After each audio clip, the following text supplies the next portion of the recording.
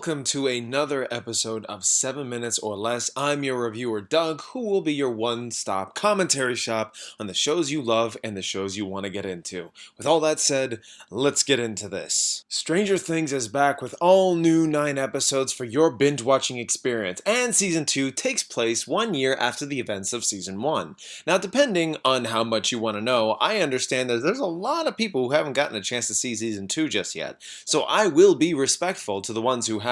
So this will be just a generalized review of Stranger Things Season 2, nothing too fancy, just the basics of what you might be getting yourself into when you watch it. Taking place after 1 year of the vanishing of Will Byers, after being retrieved from the Upside Down, everyone close to Will is trying to return to their normal lives. However, Joyce, Will's mother, is consistently worried about him, believing that he is not getting any better. Even with the help that she's getting from Hawkins' laboratory, that is under new management, so to speak, even those guys don't even completely know how to help Will. With that said, Will is being consistently tormented by flashbacks, or whatever they are, by a much bigger, monstrous creature within the Upside Down.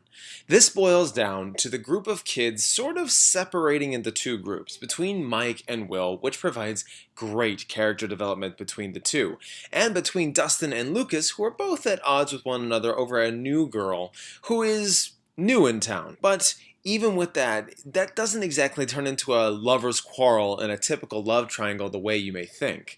Dustin goes through something pretty interesting, which I won't spoil, while Lucas deals with the new girl and breaking her into the odd group. This new girl, Max, nicknamed MADMAX, is a very nice addition to the show. She's snarky, angsty, due to her past not as fulfilling as a typical childhood would be, with an older brother, Billy, who is worse than her. Max provides a down-to-earthiness for the kids so they can have something to explain and allowing we, as the audience, to understand. I would say she serves her purpose as a character for new audiences to get into. But I can't go on without mentioning 11. She is great. I rather enjoyed where they took her character. However, with that said, her character does take a direction later on that I wasn't overly fond of, because it takes a plotline in a totally different direction, and I'm still reeling over if it's necessary or not. But with all that said, after mentioning all the characters I could say without getting into deep spoilers, everyone is really good in this. And I mean everyone.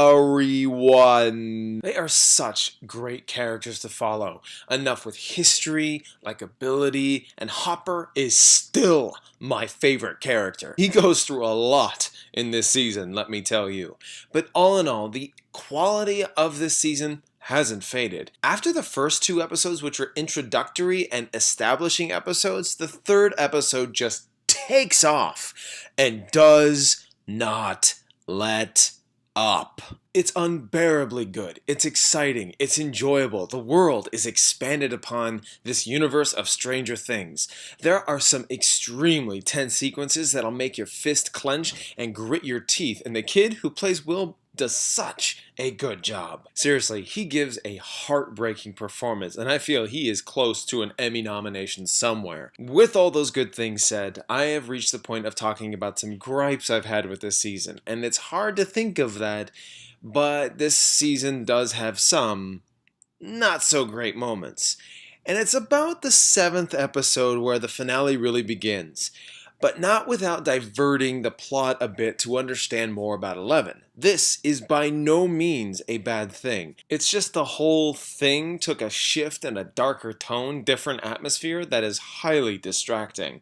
That and the storyline with Max and Billy just didn't do too much for me, sorry to say.